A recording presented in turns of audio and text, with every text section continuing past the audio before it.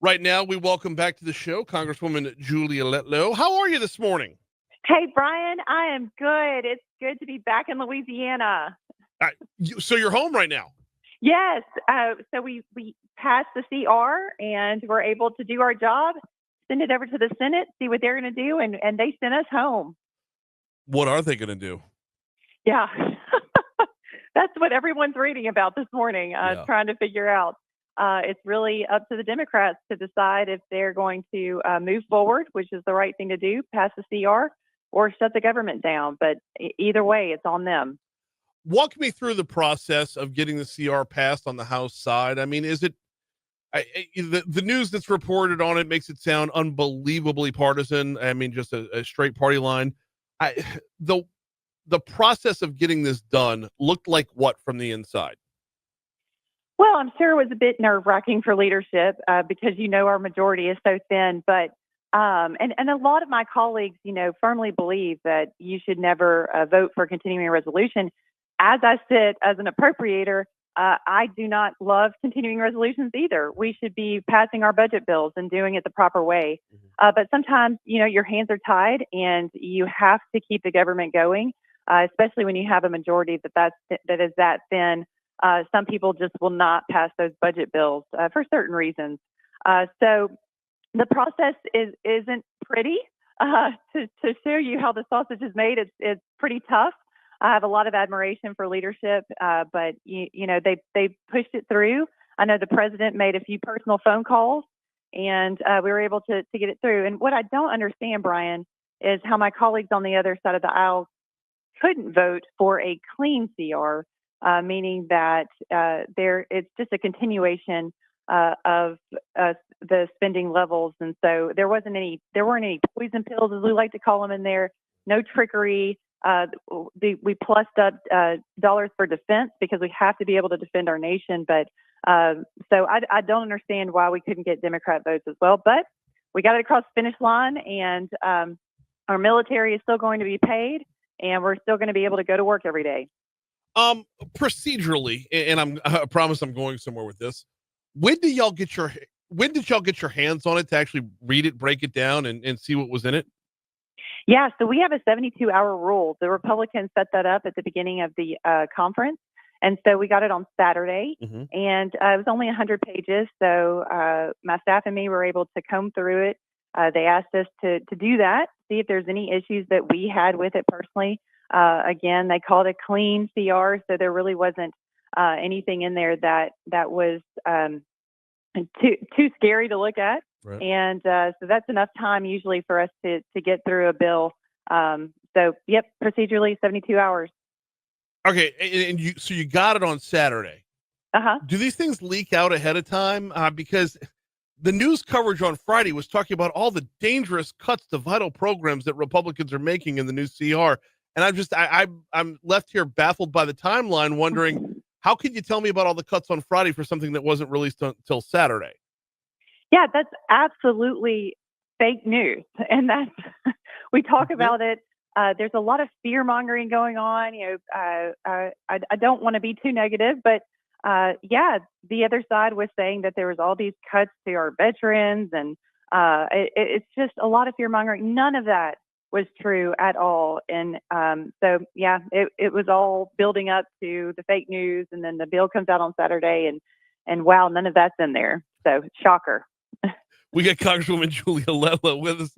This is DC Current, presented by the Louisiana Association of Business and Industry. You can learn more about your state's Chamber of Commerce at labi.org. All right, Congresswoman, we got to rewind the clock back by a little over a week. Take us back to the State of the Union, or the address to the joint session of Congress, as it wasn't the quote-unquote official State of the Union. Walk me through a little bit about that night and then the following morning.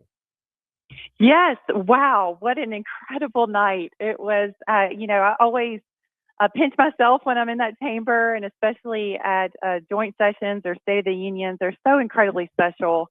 So I don't know how it happened, but I was able to procure a seat right there on the aisle. So was able to shake the president's hand and share a special moment with him. So it was just one of those memories I'll keep locked in for the rest of my life. But yes, he of course gave a rousing speech, as I'm sure you talked about the next day, but it was very long, but entertaining to say the least. And so many things that he said resonated with all of us. And I think my legs were a little sore from standing up and clapping so many times, but it was a really special night. And then I'm so sorry I had to cancel last week, but when the White House calls you and says that you need to be in a meeting the next morning, then you wake up early and you go.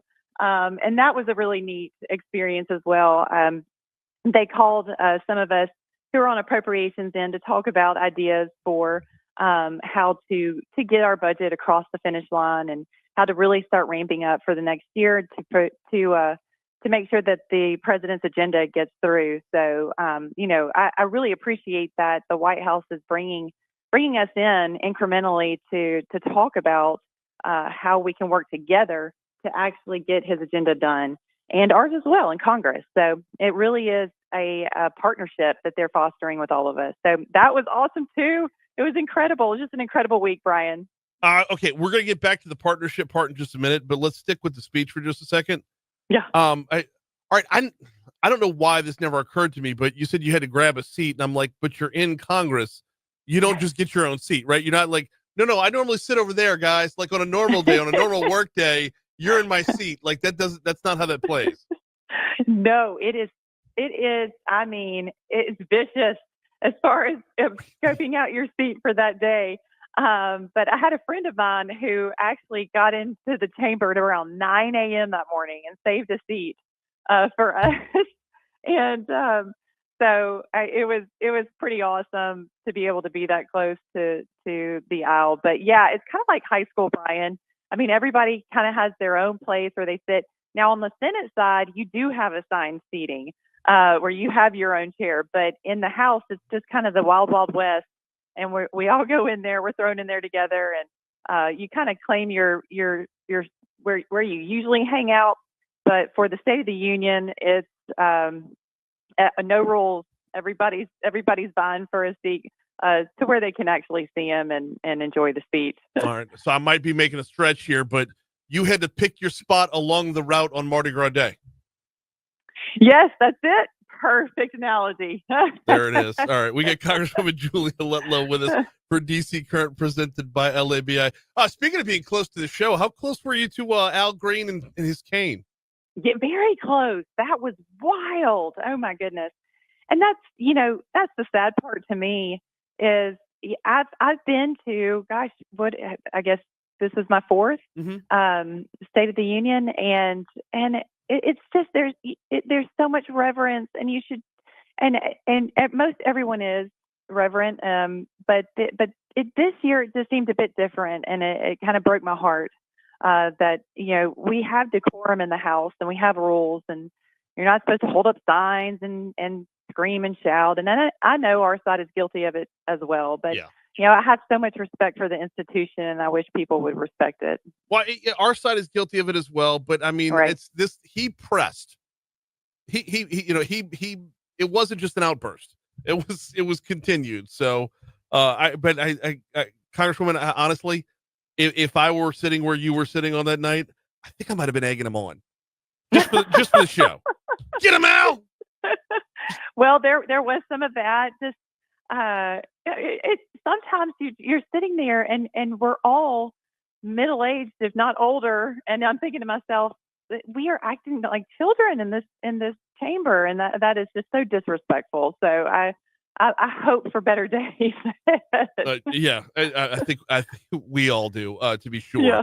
All right, now fast forward back to that next morning, working with the White House. What's that collaboration like? Are they seeking information from y'all? Are they pitching their ideas and looking to hear your feedback? Walk me through a little bit of the making of the sausage on that front. Yeah, so that is absolutely awesome. I think I told you early on, I've never been called to the White House to share ideas.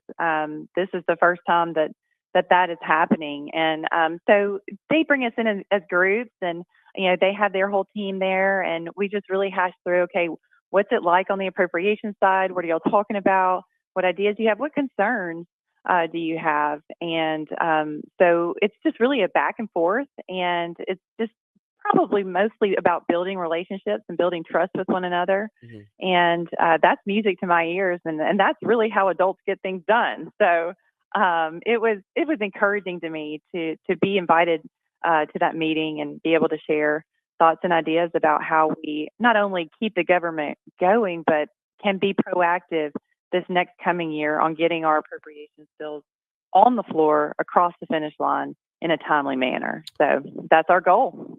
Congresswoman Julia Letlow with us for a couple more minutes. All right, Social Security Fairness Act. Let's talk about that a little bit and its implementation. Gosh, Brian, I am so thrilled about this. I know we've talked about it a lot, but and it was my number one issue. It was the number one thing I heard about from all of my constituents. Payments have already started to be dispersed. If you're set up for direct deposit, or you have made sure that you have the correct mailing address with the Social Security Administration, you don't need to worry about anything. That those payments will automatically come to you. And I've been receiving so many texts and phone calls of people who are receiving those retroactive payments from January, but also moving forward, receiving those payments. And it was the honor of a lifetime to work with Congressman Garrett Graves and Abigail Spanberger to get this across the finish line. It happened right around Christmas. It was the best Christmas present ever. But truly, Brian, people come up to me and with tears in their eyes talking about being able to put food on the table now. And it's just, it's been an incredible journey. And I'm so, so grateful that we saw it all the way through. And I was telling my parents, I told my mom, I said, if we do accomplish one thing in Congress, this would be it. And I would be good with that. And so when we did it, it's awesome. I can't believe it. It's quite the blessing for a lot of people. And as I understand it, there's a new chapter to this book as well, or an epilogue, I guess, where there's going to be a retroactive payment too. Yeah, so retroactive payments back through January. So people are going to receive quite a bit. Yes. Yeah. So people are going to receive quite a bit of retroactive payment right at first, which is going to be music to a lot of people's ears. So I'm just really, really grateful. I have a grateful heart today. Last one before we get you out of here. What are you doing while you're in town? Oh goodness! So today I'm headed over to Denham Springs to talk to a 7th grade group about political science, and just going to be making the rounds and make sure that we're working the district, but also spending a little time with the kiddos. And I am excited about the St. Patty's Day parade on Sunday. Oh yeah, you're gonna be at this one. All right. I am. Yeah. I'll be down in Metairie for that one. I march down there. So. Nice. Yeah, it's fun. It's a good time. In the meanwhile, how long are you in for before you have to go back? So we have a week in our district. So I'll be around all 21 parishes next week. So I hope to run into quite a few of my constituents along the way. She is Congresswoman Julia Letlow. I greatly appreciate you hitting that makeup date today. As it's not the normal schedule, but the flexibility is very, very much appreciated on my end. Oh, same here, Brian. It's always so great to be with you. Have a wonderful weekend. You do the same. Congresswoman Julia Letlow, as DC Current, presented by the Louisiana Association of Business and Industry. You learn more about them at labi.org.